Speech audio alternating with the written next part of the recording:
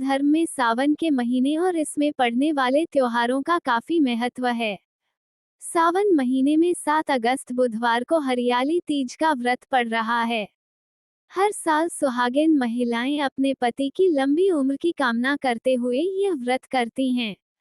इस दिन विवाहित महिलाएं इकट्ठा होकर माता पार्वती और भगवान शिव की विधिवत पूजा अर्चना करती हैं। इस अवसर पर झूला झूलने और मेहंदी लगाने का भी रिवाज है। आइए जानते हैं हरियाली तीज की कथा। पौराणिक मान्यताओं के मुताबिक हरियाली तीज की व्रत कथा स्वयं शिवजी ने माता पार्वती को उनका पिछला जन्म याद दिलाने के लिए सुनाई थी। भगवान शिव ने मां पार्वती से कहा था कि हे पार्वती, कई वर्षों पहले तुमने मुझे पाने के लिए हिमालय पर्वत पर घोर तप किया था। कठिन हालात के बावजूद भी तुम अपने व्रत से नहीं डिगी और तुमने सूखे पत्ते खाकर अपना व्रत जारी रखा, जो कि आसान काम नहीं था। शिवजी ने पार्वती जी को कहा कि जब तुम व्रत कर रही थी तो तुम्हारी हालात देखकर तुम्हारे पिता पर्वतराज बहुत दुखी थे। उसी दौरान उनसे मिलने नारद मुनि आए और कहा कि आपकी बेटी की पूजा देखकर भगवान विष्णु बहुत खुश हुए और उनसे विवाह करना चाहते हैं। पर्वतराज ने नारद मुनि के इस प्रस्ताव को तुरंत स्वीकार कर लिया।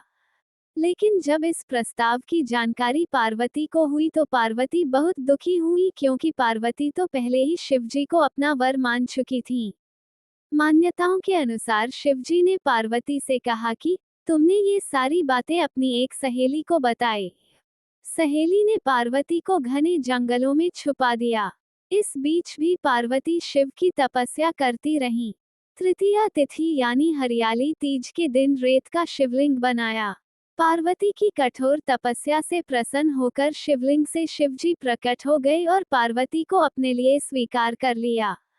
कथानुसार शिवजी ने कहा कि पार्वती, तुम्हारी घोर तपस्या से ही ये मिलन संभव हो पाया।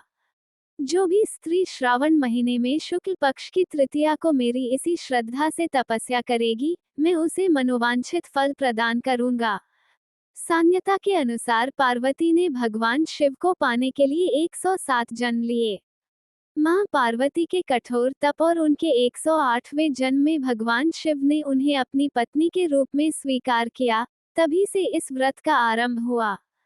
देवी पार्वती ने भी इस दिन के लिए वचन दिया कि जो भी महिला अपने पति के नाम पर इस दिन व्रत रखेगी, वो उसके पति को लंबी आयु और स्वस्थ जीवन का आशीर्वाद प्रदान करेगी।